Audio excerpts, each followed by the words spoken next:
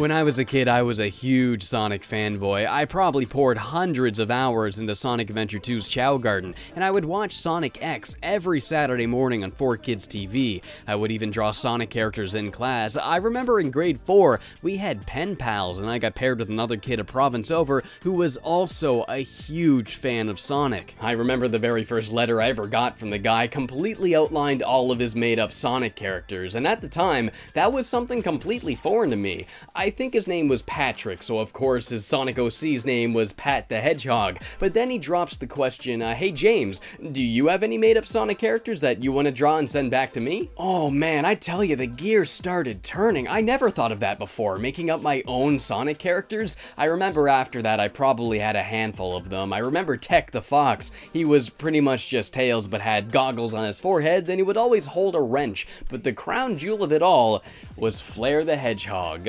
He was pretty much Sonic but red and could shoot fire out of his hands. This is a drawing that somehow survived all the way back from grade 4. Come grade 5 and 6, I would draw my own comics about this character and his rival Ash the Hedgehog, who had similar powers because they were DNA brothers, whatever that means. I had so much fun drawing these comics because Sonic characters have really appealing but also very simple designs that's super easy for a child to take and tweak to their heart's content. So I'm sure you guys are all probably wondering, why am I showing you all of this? Well, as a reminder that we were all kids once, and that's just what kids do. So when they announced you can make up your own Sonic OC and Sonic Forces, I'm not gonna lie, a little bit of that childhood excitement really started to catch up with me. You look online and see nothing but people just making fun of this, like, oh no, Sega's making OCs canon, this is a mistake. Oh, come on guys, if you're telling me this ain't the kind of thing you've been dying to do since you were 7, well, I don't know what to tell you, dude. Sometimes you gotta let go of those inhibitions. Stop being so afraid of being cringy and just bask in that juvenile fun. I mean, that's all it ever was, kids having fun. Everyone has to discover themselves some way. Some kids did it by playing baseball, other kids did it by sharing Sonic OCs with friends online. Then there was a period where I really stopped liking Sonic for a little bit, you know, after so many not so great games, but Sonic Generations, this is what reeled me back in during high school. This is my favorite Sonic game of all time. I can replay this game start to finish any day of the year and still have a blast. So when they showed off the new Sonic game and it looked like they were following this style of gameplay, yeah, I started looking forward to it. And now the game's finally out, so it's time we see if this game's actually any good or not. As always, it's a Sonic game, so I gotta go in cautiously optimistic. I mean, after all, I'm an optimist, but I'm also a realist. So let's do it. Sonic, how I hate him. Eggman's back, and he's biologically engineered a super soldier character to finally take down Sonic and his friends once and for all. Just one run-in with Sonic is all it takes for the Hedgehog to taste defeat. Flash forward several months later, and Sonic is long thought dead while Eggman takes over the entire world. A resistance, spearheaded by Knuckles and some of Sonic's other friends, hatches a plan to take the world back. This plot is grim. It's not what you'd expect from a modern Sonic game. Ever since Colors, Sonic's been a self-aware cartoon character, starring in lighthearted and goofy plots, but Forces? That's not good. None of this is good, Vector. That's why it's called war. Oh my god, good lord. It's the serious, tough as nails, but cheesy as hell Sonic plot I've been dying to see again for years. Sonic 06, I think, was the last game to really be like that, and well, yeah. Actually, it's incredibly reminiscent of the Sonic Saturday morning cartoon. Fans of that show are bound to love this game's plot. But generally, when it comes to the story in Sonic games, I really do prefer something way too serious for these characters because that's something I can really laugh at. That's probably just a nostalgic bias though, because I grew up playing the adventure games, but even still, I really prefer the serious stuff as opposed to the more goofy stuff. It's kind of a mashup of fan service from all eras. We've got a team up of all the classic Sonic villains, Metal Sonic, Shadow, Chaos, even Zorvok. Okay, I can list 0 people that care about him, but hey, Chaos is back, that's cool. Though you never get to fight him. You fight everybody else, but not Chaos. I have no idea why they even brought the guy back if they're not even going to really use him. I think I smell cut content on that one. There's also a couple of regulars that strangely didn't make the cut, like Blaze the Cat. I'd take her over Charmy B any day, but what can you do? Anyway, the plot kicks off when they get in a new recruit, which is where you get to make up your own Sonic character. You'll choose an animal to start with and go on from there. At first, the customization is going to seem really limited. You've only got 3 face types per animal, but you do unlock tons and tons of clothing and accessories as you play the game, so you'll gradually get to shape your avatar into something you really like. I gave my guy this purple scarf with these teeth on it. I've been a sucker for this kind of thing ever since playing Mario Sunshine and seeing Bowser Jr. Make something cool, make something dumb, it doesn't matter, it's all up to you. The avatar is one of the 3 styles of gameplay in this game. Alongside it are the returning modern Sonic gameplay via the boost formula from Unleashed in Colors and the classic style that was present in Generations. There's a couple of tweaks to the modern Sonic gameplay. The light ring dash and the drift are both strangely absent. The drift especially doesn't make any sense to me because there's a couple of turns in this game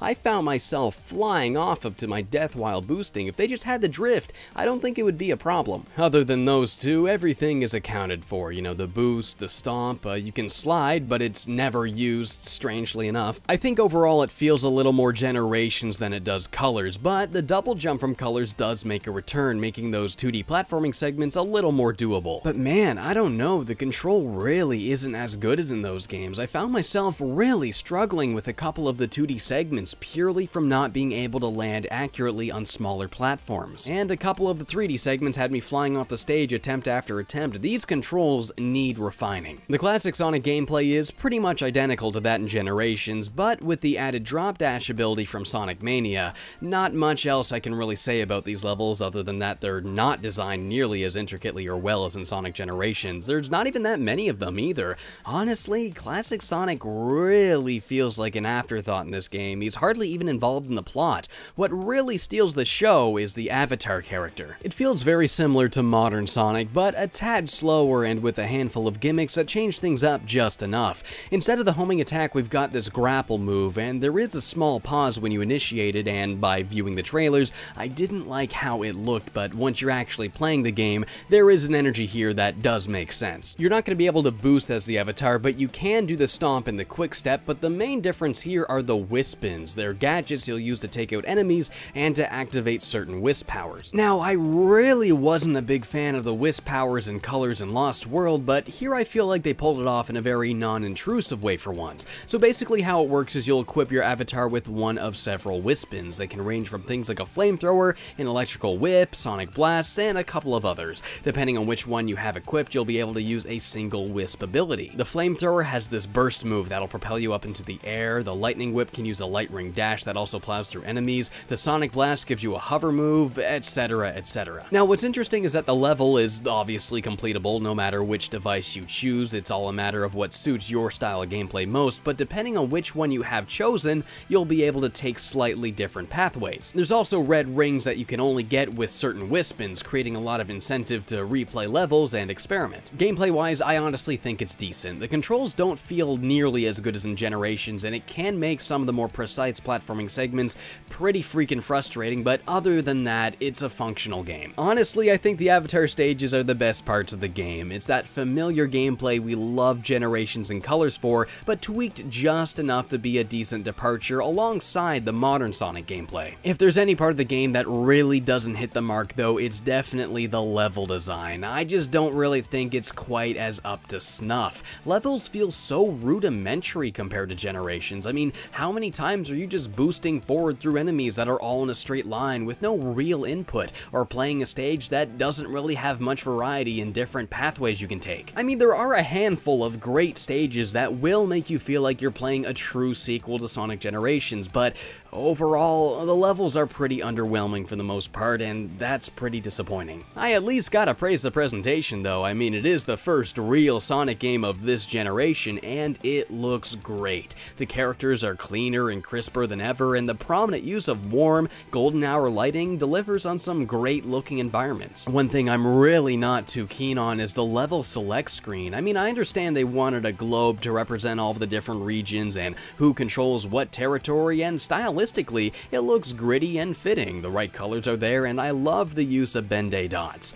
However, it's a big unorganized mess. Sorting through it to find a level you want to play needs to be way more straightforward than this. But perhaps the best thing about this game's presentation has got to be the soundtrack. You know Sonic always delivers the goods in the sound department, and Forces is no exception. It's really different than usual too. We've got this bizarre blend of electronic music, industrial, drum and bass, hip-hop, and there's even a dash of dubstep in there. While I didn't like every track in the game, there's loads here to love and listen to, and honestly, that's probably the best way I can describe this entire game. I didn't like all of it, but there's lots here to love anyway. The avatar customization, the handful of great levels, the music and presentation, and the cheesy as hell, serious and grim plot. It's definitely not one of the best Sonic games that come out in the last decade, but it's not one of the worst ones either. If Sonic Generations is an A and Sonic Unleashed is a D, maybe Sonic Lost World being a C,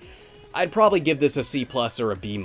It definitely has a lot more low points than high points, but the low points never stooped low enough to make me ever want to stop playing, unlike Sonic Unleashed or Sonic Lost World. It's really not a very long game either, only taking about 4 to 5 hours to complete, but like Sonic Colors and Generations, which mind you is also a fairly short game, there's loads of replayability, like getting all of the red rings in every stage, S-ranking all the stages, and trying to unlock all of the custom parts to make avatars with, and the game even encourages this by allowing you to make multiple avatars after you complete the game. I think in the end, if you're a die-hard Sonic fan, it's pretty safe to say you are going to like this game. Otherwise, I either wouldn't bother or I'd wait for a price drop. I mean, the game's not even full price as it stands already, but I think it'd be a better investment at a discount, maybe 20 bucks or so. But yeah, if you're really fond of Sonic Generations, I don't really see this as a step forward, but it is on the same track nonetheless.